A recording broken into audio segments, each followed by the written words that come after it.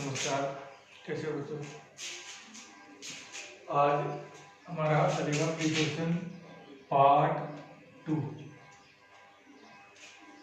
और हम जानेंगे ऑन, एट और बिटवीन के बारे में।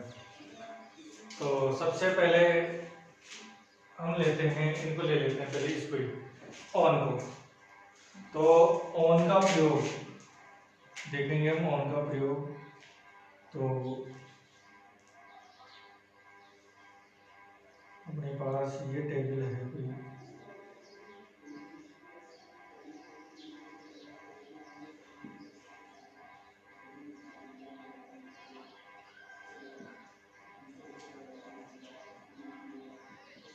अपने पास ये कोई टेबल है और इस टेबल पर एक बुक रखी हुई है।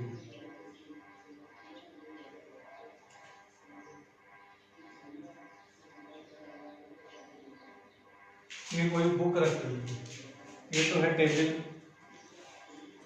और ये है बुक।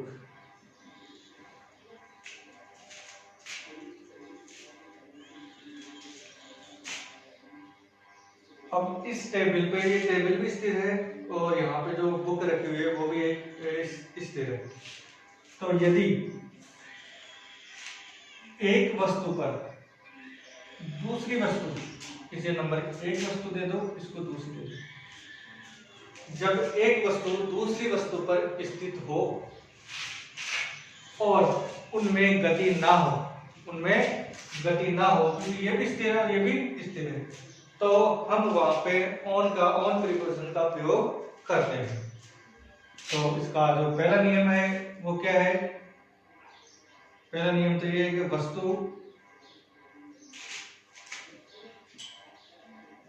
ऐसे लिख लो, दोनों वस्तुओं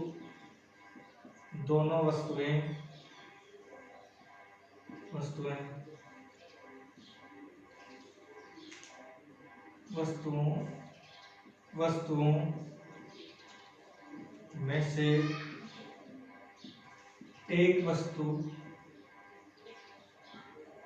दूसरी वस्तु के ऊपर रखी हुई हो।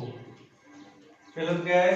दोनों वस्तु है, उनमें से जो एक वस्तु है वो दूसरी वस्तु के ऊपर रखी हुई है। दूसरा क्या है? उन वस्तुओं में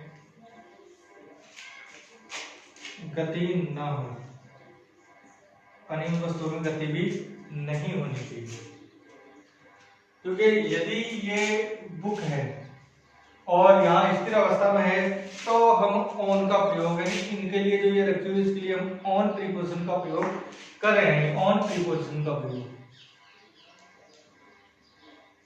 लेकिन यदि यही जो बुक है वो इस कोने से खिसकती हुई इस कोने में जाती है, उसके लिए हम अलग प्रीपोजिशन करते हैं, यूज लेते हैं। यही बुक है, इसके नीचे रख दी जाती है तो अलग प्रीपोजिशन का प्रयोग करते हैं।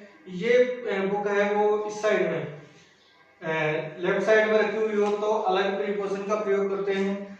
यही बुक है यहाँ हवा में रखी हुई हो तो उसके लिए अलग प्रयोग करते हैं। और यही पुस्तक है जो आगे ऊपर इसके बीच में एक अलग बहुत अधिक दूरी है तो उसके लिए अलग प्रीपोजिशन का प्रयोग करते हैं।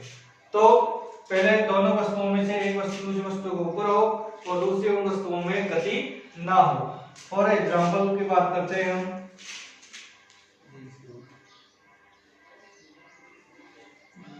the book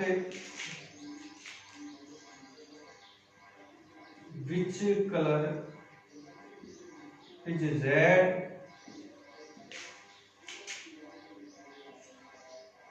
is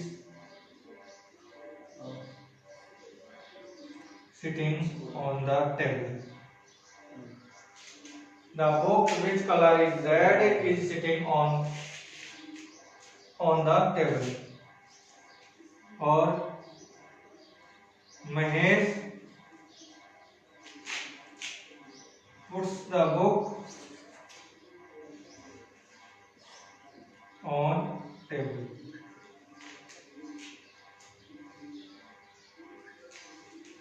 फिर आगे लेते हैं Kamla takes book on the table. तो the book which colour is red is sitting on the table, और the Mahesh puts the book on the table, Kamla takes book on the table. तो ये इनके उदाहरण होंगे।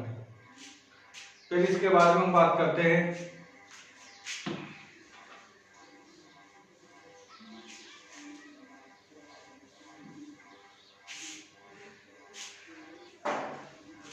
ऑन की अलग से। और ऑन जो है वो मंथ है, ईयर है, डे है और डेट है, उनके लिए भी काम में लेते हैं। मंथ यानी महीनों के लिए, वर्ष के लिए,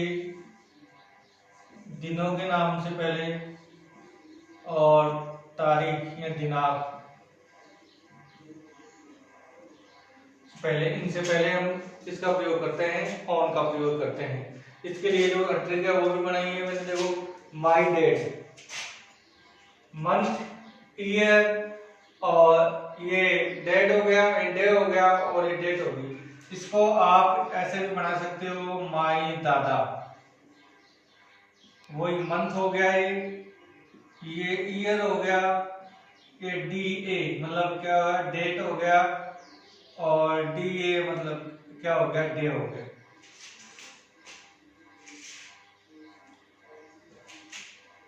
तो ये इसकी ट्रिक होगी, तो ये आपको याद रह जाएगी।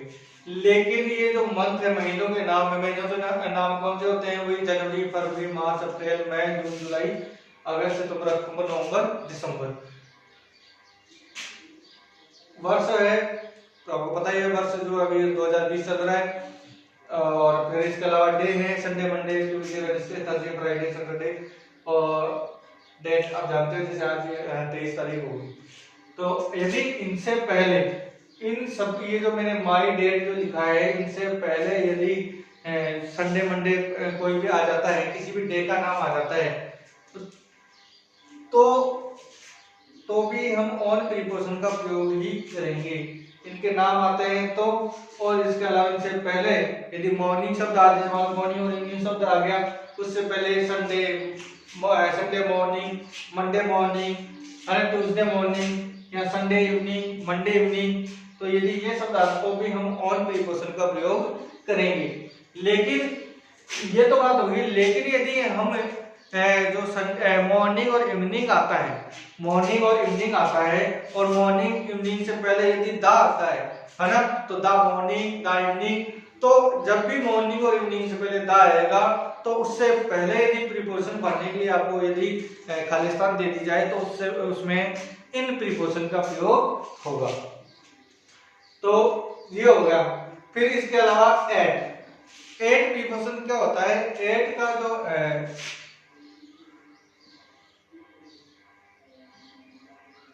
एट प्रीपोजिशन का प्रयोग है एक निश्चित स्थान के लिए या निश्चित समय दर्शाने के लिए किया जाता है।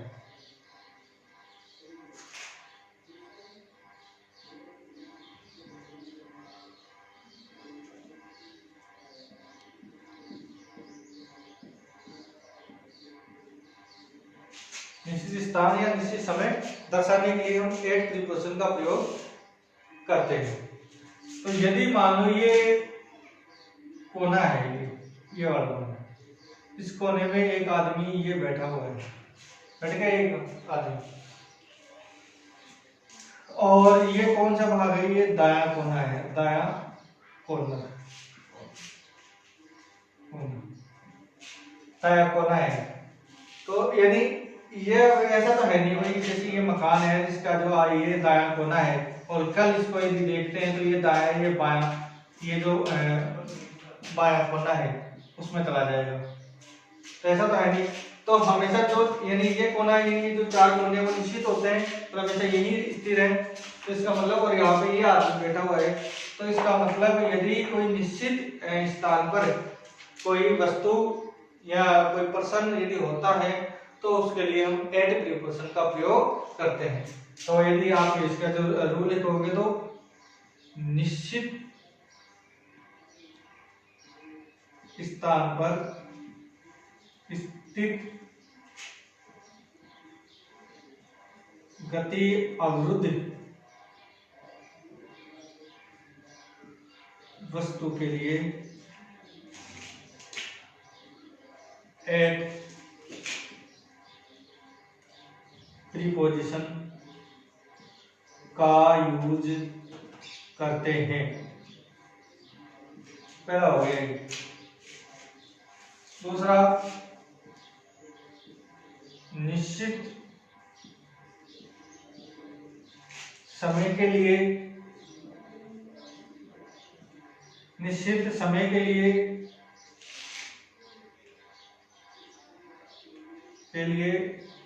एट प्रीपोजिशन का यूज किया जाता है। समय एट प्रीपोजिशन का यूज किया जाता है। निश्चित समय के लिए भी एट प्रीपोजिशन का प्रयोग किया जाता है। अब यदि निश्चित समय होता है तो भी हम एट प्रीपोजिशन का प्रयोग करते हैं। तो एक तो निश्चित समय हो गया, और निश्चित समय के अलावा निश्चित समय हो गया तो निश्चित समय के लिए हम एट प्रीपोजिशन का प्रयोग करते हैं। अब इसके जो एग्जाम्पल है वो देखते हैं।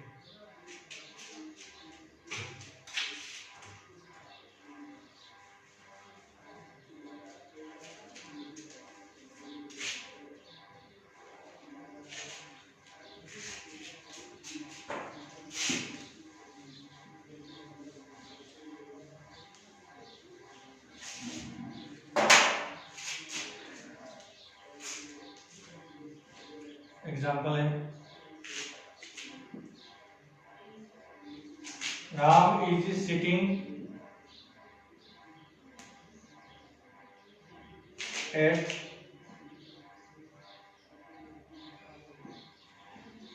राइट कॉर्नर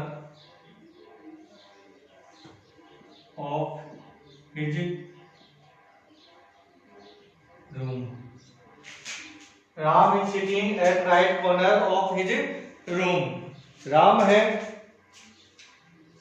जो अपने जो कमरा है उसके दाएं कोने में बैठा हुआ है। तो ये बात हो गई। फिर इसके अलावा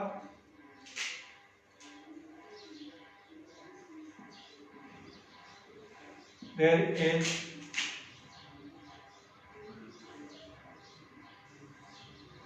nine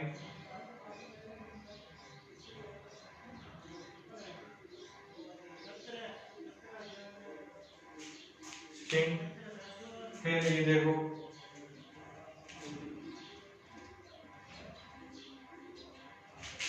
there are many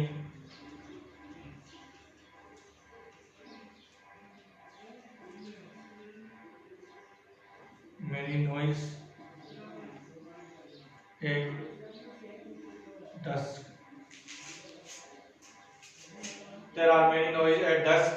तो ये जो अब एट के लिए ये वाले निश्चित समय के लिए हो गए। इसके अलावा जो ये डॉन आता है, डॉन बोलते हैं इसे, डॉन यानी ये होता है प्रभात सुबह। ये होती है संध्या का समय होता है। ये डे ब्रेक यानी क्या है, मतलब जैसे दोपहर का समय। सनराइज का मतलब ये क्या होता है, प्रभात। नून होता है दोपहर। सनसेट मतलब शाम, सूर्यास्त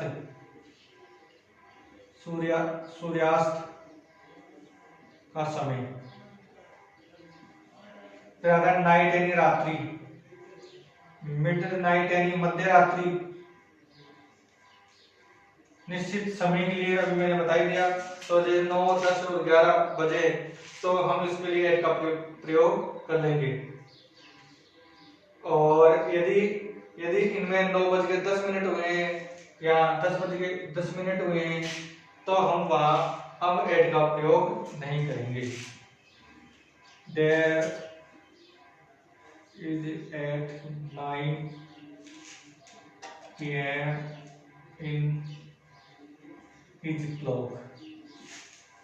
There is at 9 PM at in his clock. तो यहाँ पे देखे जाए ना तो यहाँ जो PM का प्रयोग नहीं होगा, ओ क्लॉक का प्रयोग होगा। क्यों? निश्चित समय के लिए ओ क्लॉक ही काम में लिया जाता है। तो ये एट का प्रयोग हो गया एट के लिए। तो इसको याद करने के लिए कैसे बार बार से बोलोगे, a dawn, a dusk, a break, a sunrise, a noon, a sunset, at night, at midnight, at निश्चित समय के लिए।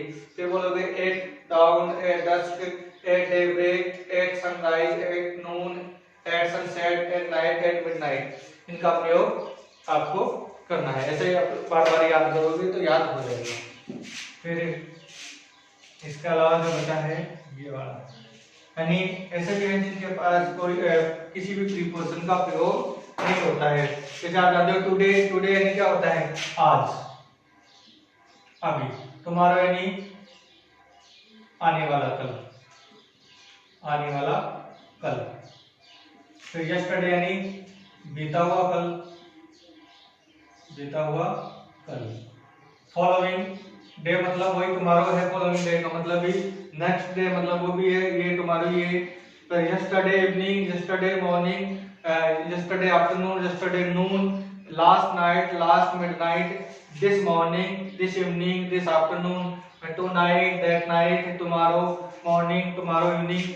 ये जो जितने भी शब्द हैं इनके साथ में किसी भी प्रीपोजिशन का प्रयोग नहीं होगा। इनका भी आपको याद रखना है। रोजाना आप बार बार पढ़ोगे और नोट्स पढ़ा लोगे तो आप इनको कभी नहीं भूलोगे।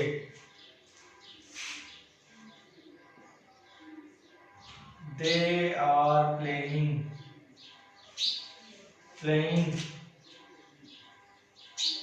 Match today. अब ये टुडे आया तो इससे पहले किसी भी प्रीपोजिशन का प्रयोग नहीं होगा। We are eating mangoes। किसी भी प्रीपोजिशन का प्रयोग कर दो इन नेक्स्ट डे। अब यहाँ नेक्स्ट डे आ गया तो भी यहाँ किसी भी प्रीपोजिशन का प्रयोग नहीं होगा।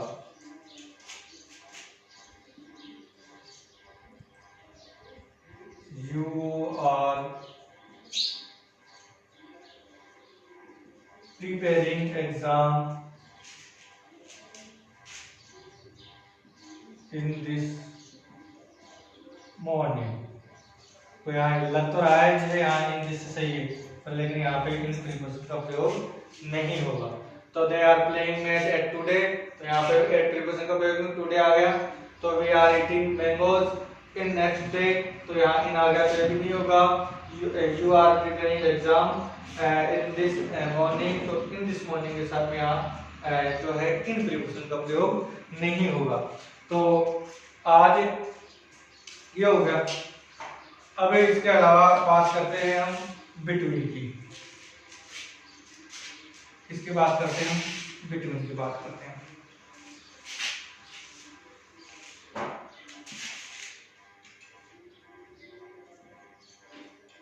बिटवीन का मतलब है दो वस्तुओं के बीच में स्थित एक वस्तु।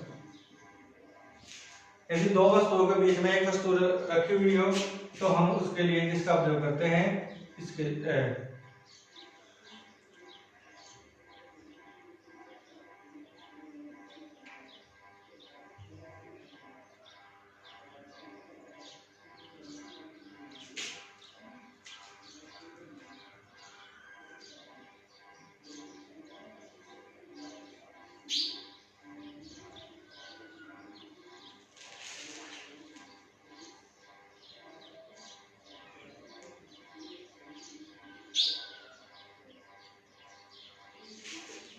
एक दो तीन गाड़ियां हैं, तीन गाड़ियां हैं।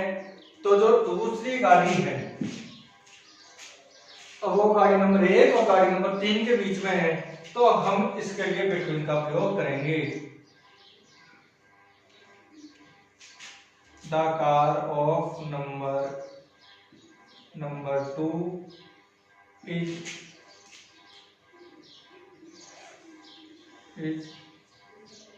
standing या is parking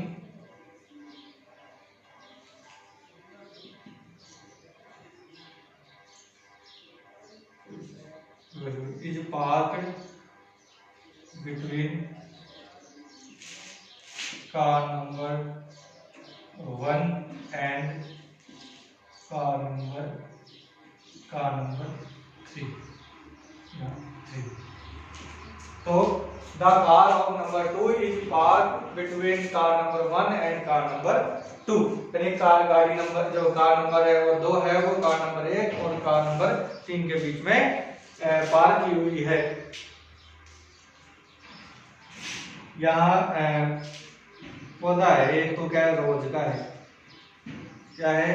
रोज है, गुलाब का पौधा है, ठीक है। और यहाँ एक जो है लिली का पौधा है, लिली, ठीक है। और एक ये है लोटस यानी कमल का पौधा है। तो इसके रोज के लिए क्या बोलूंगा? The plant of rose is growing between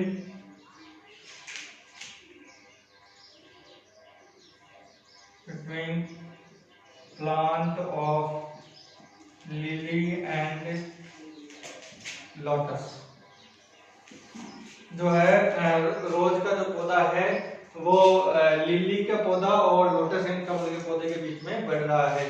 तो हम ऐसे बिटवीन का प्रयोग करते हैं जब दो वस्तुओं के बीच में एक वस्तु स्थित हो, एक वस्तु हो, तो हम उसके लिए किसका प्रयोग करते हैं? तो उसके लिए बिटवीन का प्रयोग करते हैं, ठीक है। तो ये ऑन हो गया, 8 हो गया और बिटवीन हो गया। अब इसके बाद पार्ट नंबर 3, 4 इस काफी है, तो हमें काफी समय लगेगा। फिर रोजाना है, डे बाय डे आप निकालते हैं, ठीक है। जय हिंद, जय भारत।